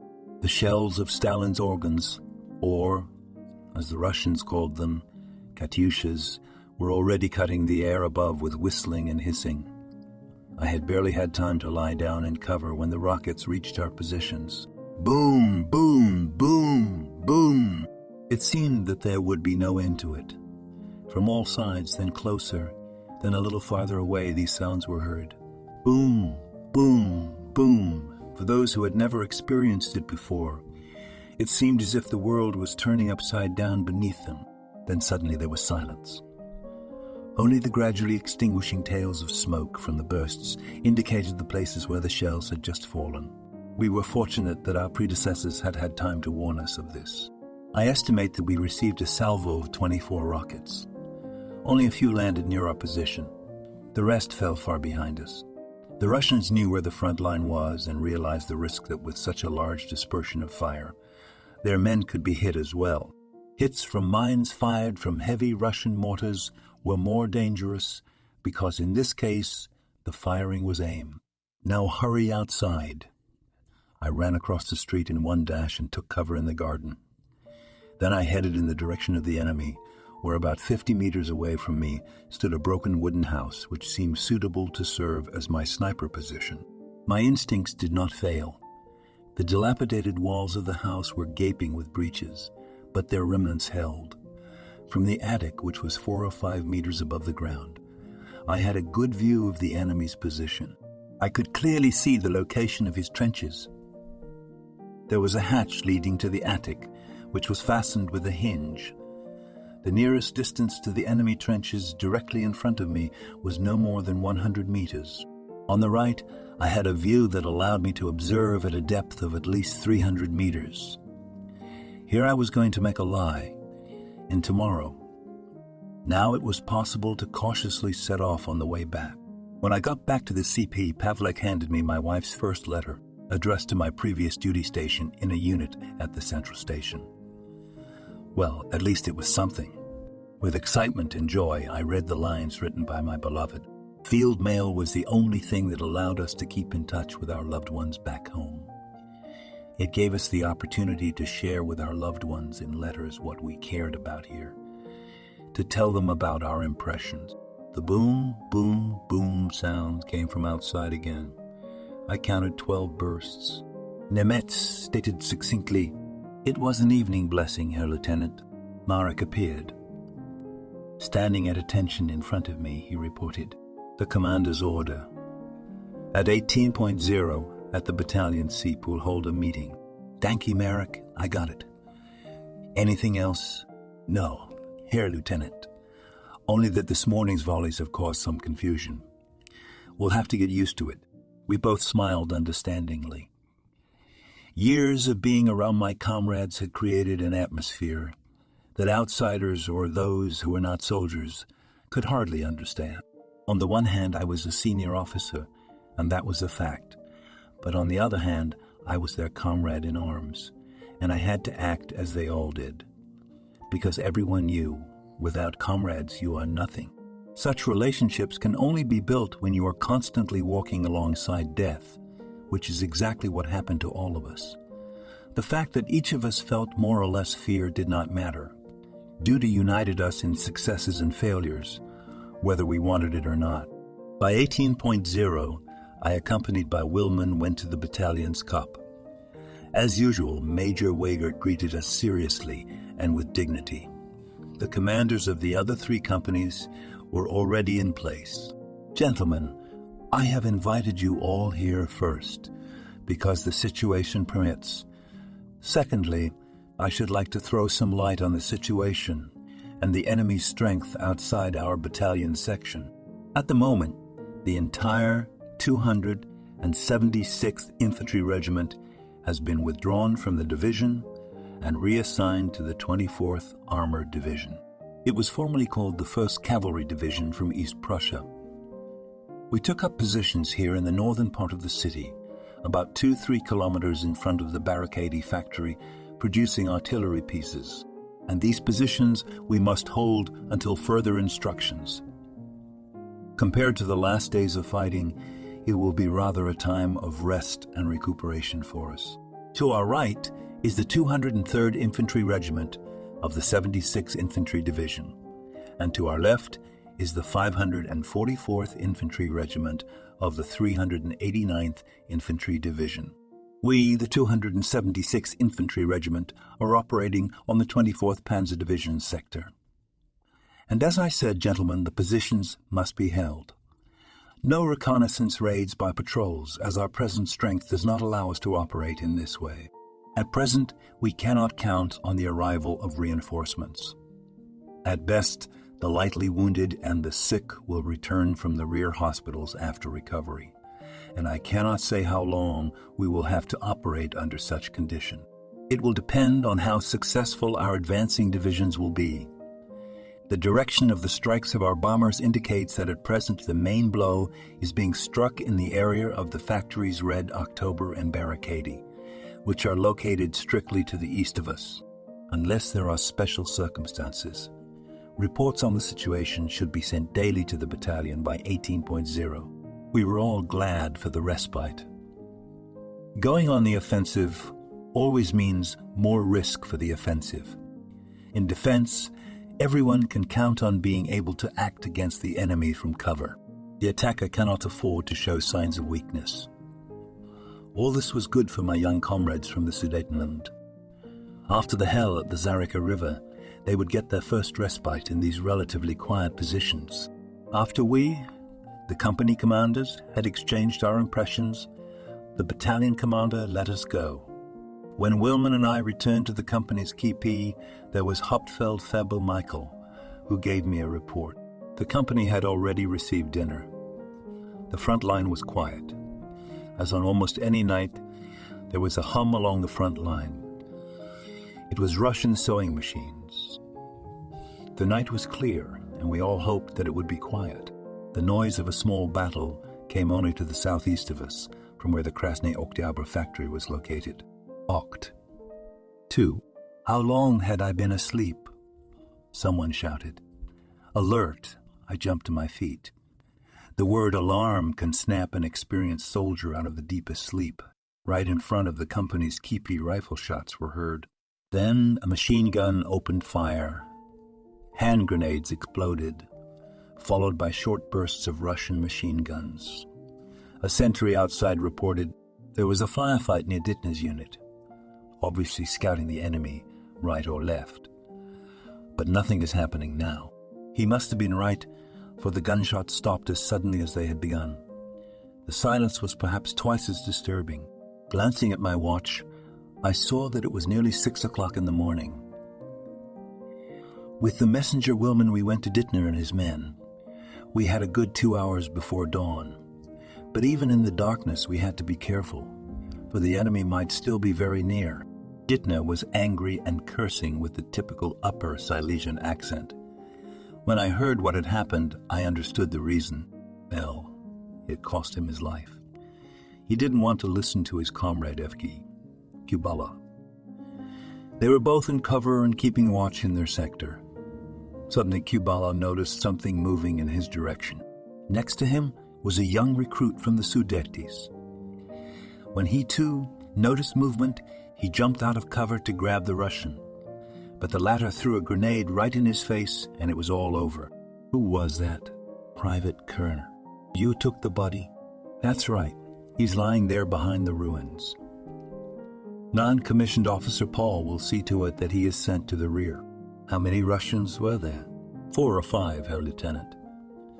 Kubala says he hit one of them, but it was too dark to know anything for sure. I was in a sad reverie. Inexperience had cost this young man his life. 10 days ago, 2 young soldiers like him had panicked and run away from their positions. It wasn't simple cowardice. It was just that the young men were faced with something they didn't understand. It was unacceptable to be thrown into battle after only 8 weeks of soldier training. And here one of them had lost his life for lack of experience by trying to prove his bravery and leaving cover. Any old man, that is, one who has sufficient experience as a frontline soldier, age has nothing to do with it, knows that in such cases he must let the enemy come close and then engage him from cover, especially if it is in the dark. It was imperative that the youth should know this. I had to hurry. I was going to put my plan of action as an ambush sniper into action. I had to get into position before dawn so that the enemy wouldn't discover it. I warned Pavelek and the 2 messengers to disturb me only if something extraordinary happened. Equipped with binoculars, a rifle with ammunition, and 2 hand grenades. Eggs. I set out and was soon comfortably ensconced at my observation post. Taking advantage of the darkness, I positioned myself about 3 meters behind the attic door and began my observation. I built a rifle rest to improve my accuracy. If I saw a standing target, I had to hit it with the first shot. One of the most unpleasant things for a soldier is the news that a sniper is operating close by. 1 shot and 1 target is hit, and no one can realize anything. Where was it fired from? After all, every soldier on both opposing sides is shooting. Since I had plenty of time, I studied the area quietly, trying to keep my binoculars focused on areas where I noticed movement. I had already spotted single outposts on the other side of the street, and right in front of my observation position, about 200 meters away and about 100 meters behind the Russian forward position, was the enemy P. I was able to observe a section of trench about 10 meters long that led to a Russian open shelter. The Russians were moving along it at irregular intervals. The position was located in an orchard area and was well camouflaged. This was to be my number 1 target. The distance was about 200 meters. As a second objective, I outlined a machine gun nest about 100 meters ahead, directly in front of Dittner's unit. Next to the right, at about font size. Subject: 350 meters, there should be a well. Most of the movement takes place around it. It was located in front of my neighbor's plot on the right, and I designated it target number 3 with my 98 rifle, which has never let me down. I practiced aiming, and after some additional refinements, I was finally satisfied with my rest. Once the shooting distance was set, I was ready to begin. After observing the terrain for a while longer, I was convinced that the enemy seemed to be getting safer as his men moved around the area at what we soldiers call 8.15 trot. It would not be difficult for me to hit with my first shot, as I could see practically the entire body of the enemy at the aforementioned 10-meter stretch. Here comes one of them. No, he slipped out of range too quickly. But he'll definitely have to go back. Now I was completely focused. Has it been 10 or 20 minutes? I didn't notice. On the way back from the CP, the soldier moved slower. The trigger stroke was selected. My finger slowly pulled the trigger. The shot shook the building. Hit. Target number 2. I set my sight at 100 meters. The observation post of the machine gun position was well camouflaged. It was only after I had observed this point through binoculars for a long time that I was able to discern a slight movement of the head. I took careful aim at this position, after which I looked at it with my naked eye. I could see it as it was. I practiced aiming again. It would be easier to shoot through the scope. Overhead, I heard the howling of Stuka airplanes, diving steeply toward the Krasny Oktyabr and Barricady factories and releasing their deadly cargo in a dive. But all this, like the noise of battle near and far, could not distract me. The only thought that possessed me at that moment was to hit my chosen target with a single shot. Even the daily hello in the form of bursting shells of Stalin's organs that were falling on our section did not make me forget my task. I took a deep breath, held my breath, and then gently pulled the trigger with my fingertip. I looked through the binoculars. The target was hit. Despite the noise of the battle outside, I was sure the shot had hit the target. I quickly took a few sips from my flask and my mood improved even more. Even though it was already October 2, it was still warm. The weather had been kind to us again. For a change, I looked through my binoculars in the direction of both factories. There, massive mushroom-shaped puffs of smoke were rising into the blue sky. After such raids, something truly diabolical must happen to prevent us from capturing this city that bore the name of the Red Dictator himself. One thing I had to recognize about the enemy was that he was damn stubborn.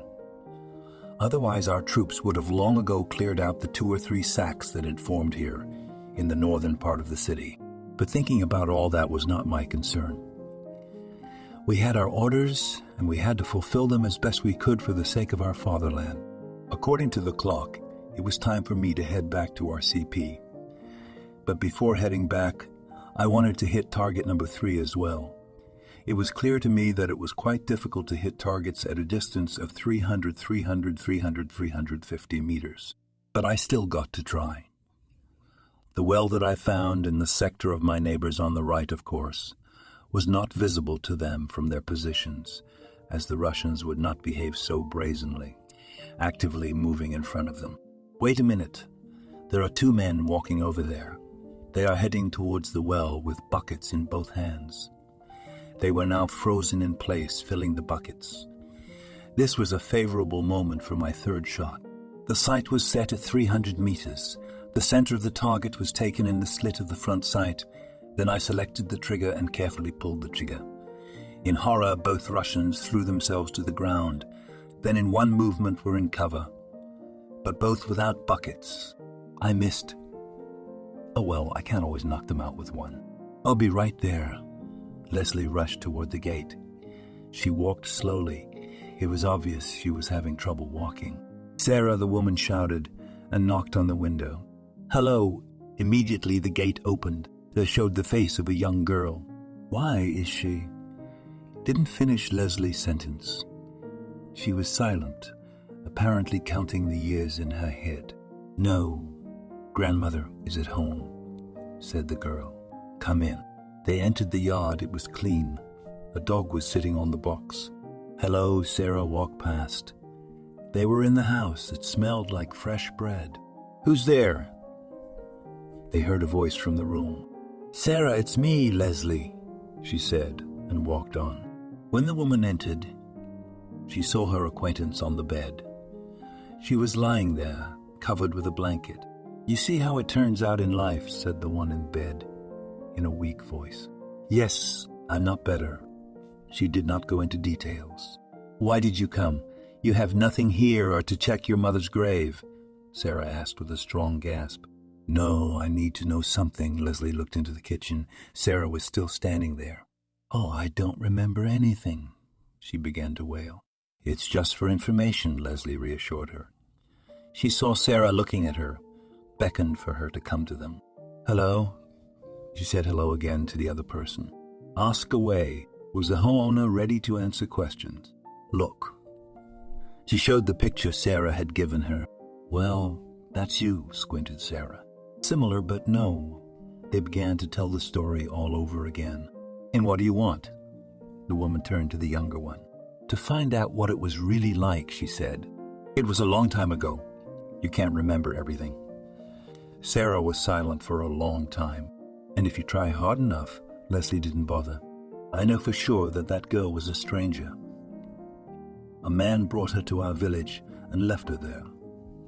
They lived together at first, I don't know if they were married or not. But eventually he left and she stayed with him. After a while, the whole village saw that she was bloating.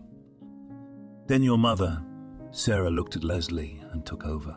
See, that was close, Leslie told Sarah. Well, what next?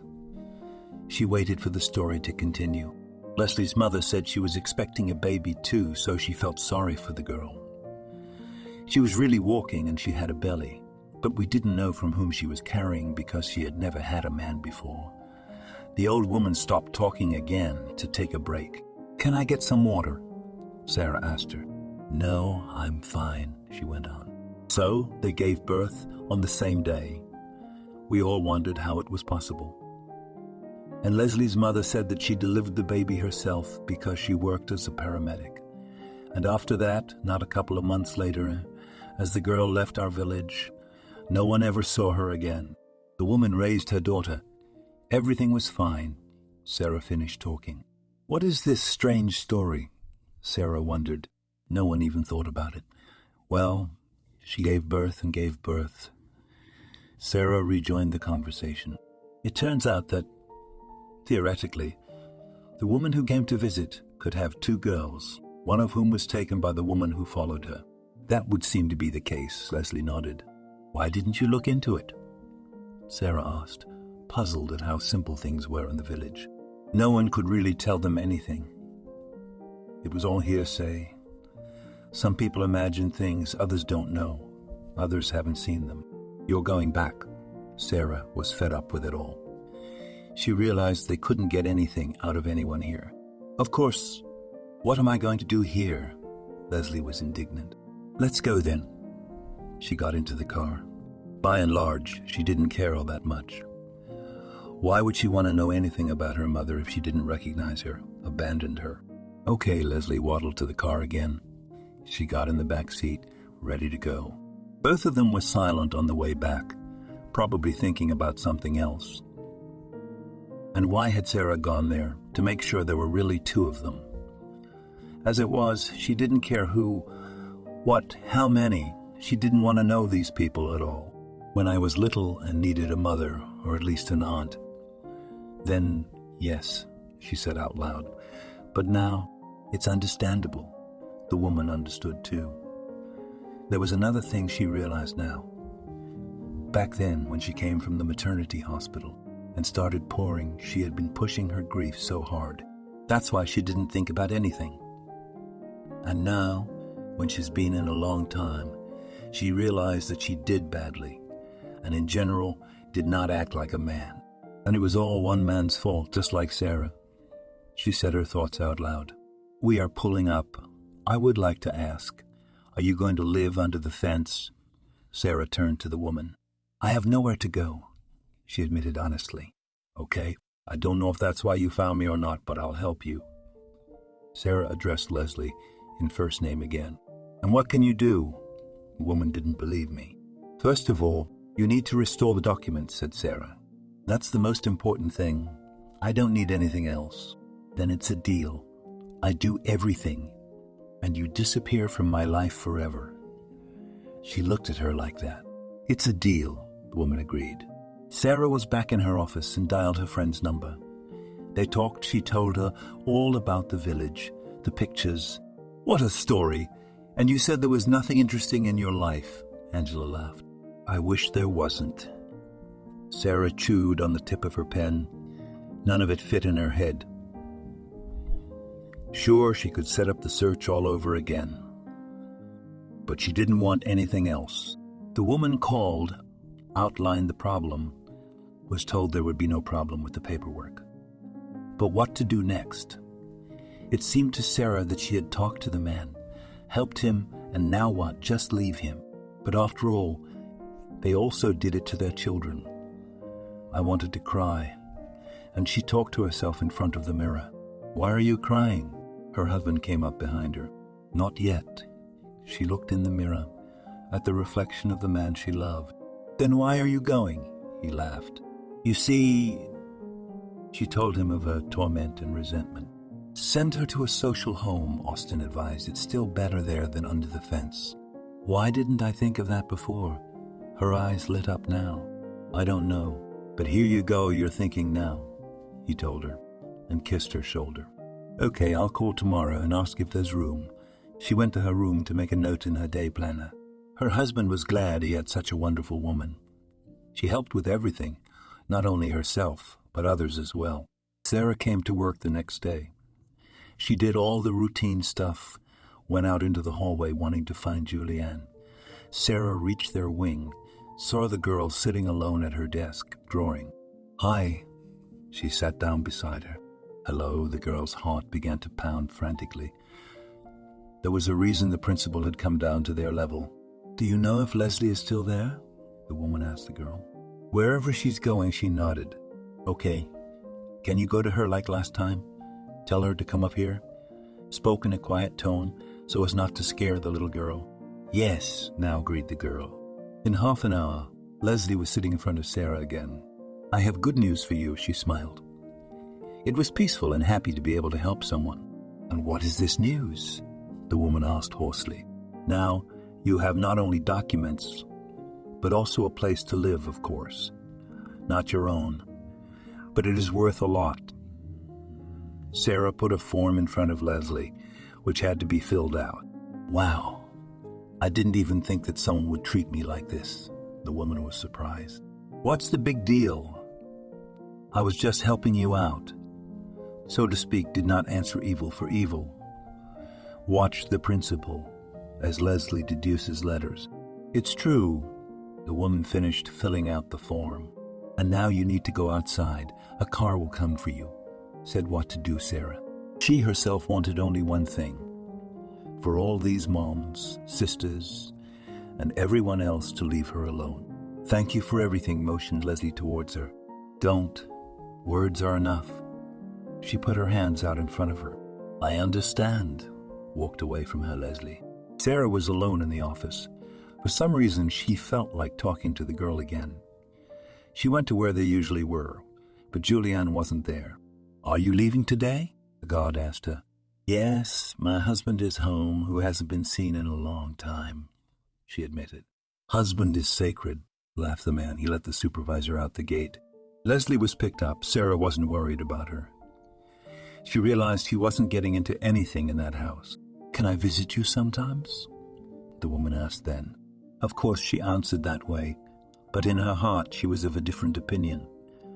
She just didn't want to socialize with this man. But apparently Leslie did not understand that. Hey, my wife came home. Wow, it's going to snow tomorrow, the husband said, and kissed his wife when she reached him. What, can't I come home from work earlier than usual or stay there? She teased him with such talk. They walked to the kitchen and sat down at the table.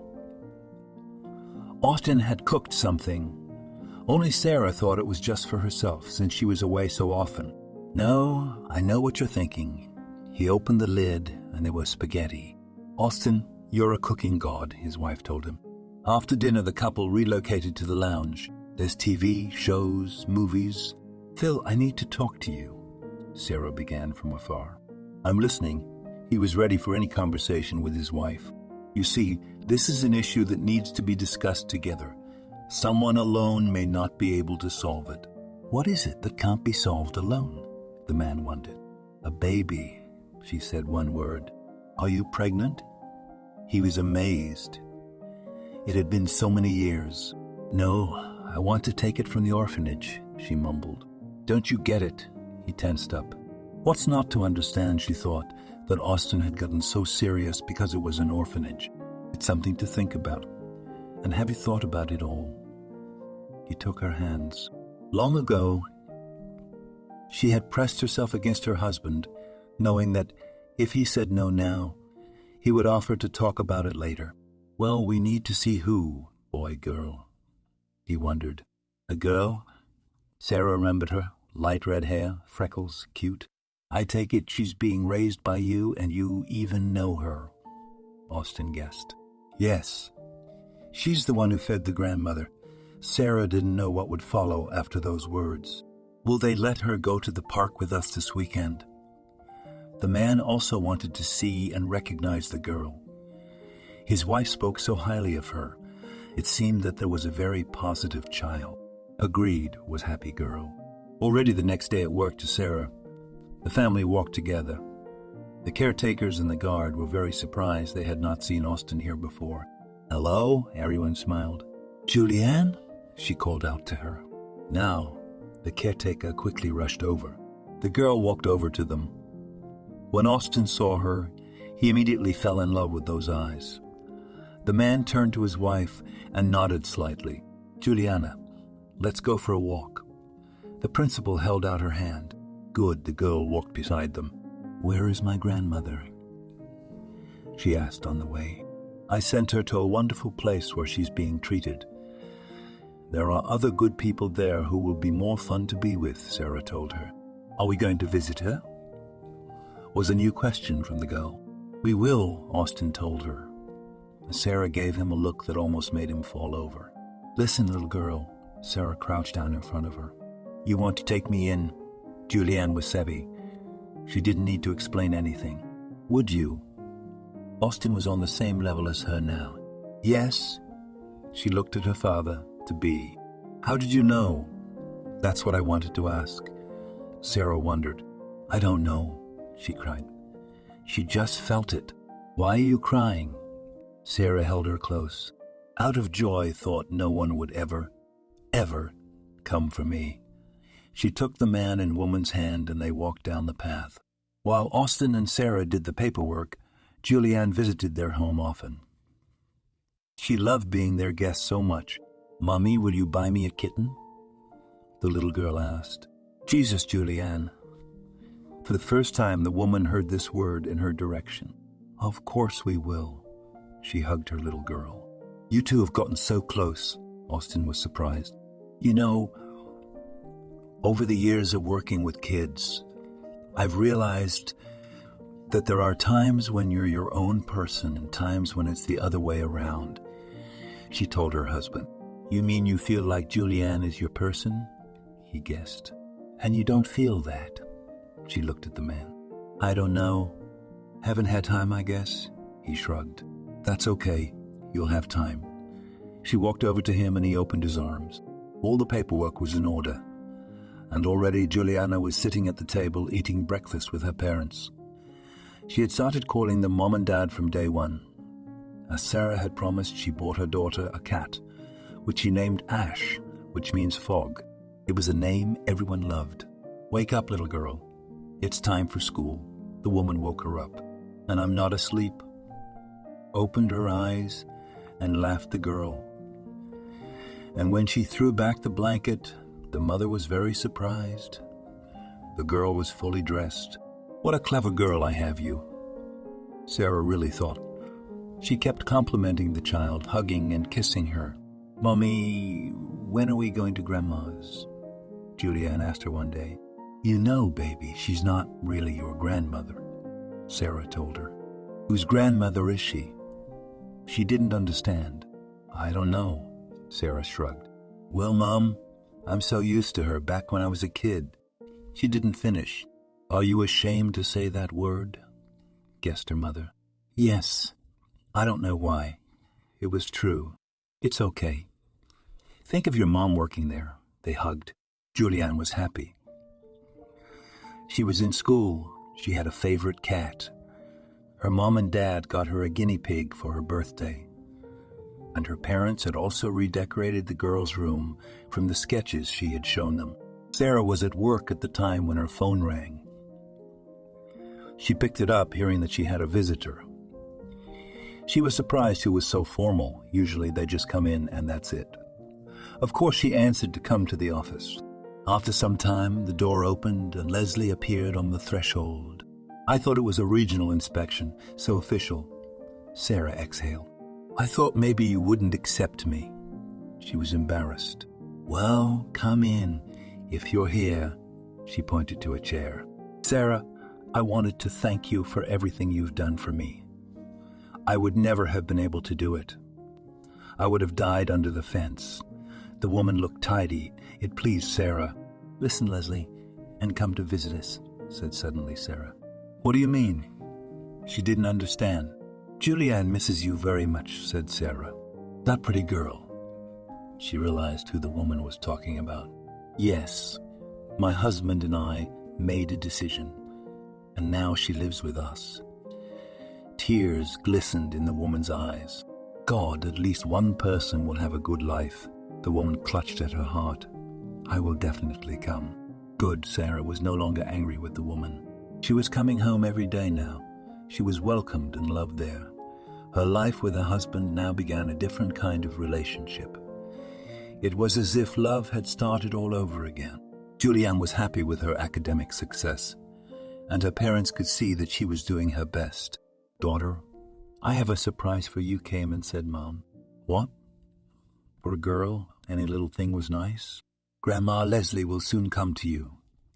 That is, to visit us, joyfully informed Sarah. That's wonderful.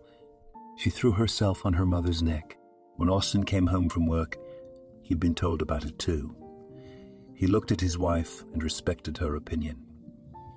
As angry as she was about the whole situation, she took it upon herself to surprise the baby. You okay? He came up to her afterwards. She was fine.